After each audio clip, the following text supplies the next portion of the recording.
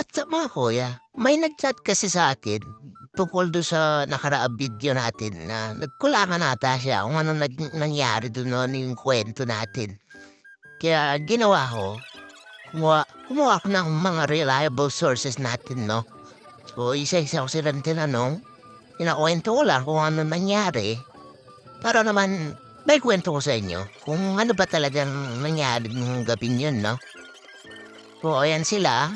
Kinukwento lang nila kung ano nangyari at base naman sa kwento nila, ito na, kwento ko na.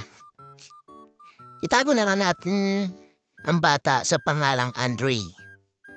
So, ang nangyari pala si Andre, inano niya si may inano siya tapos yung nagdala siyang mahabang na aanoyin na si Andre.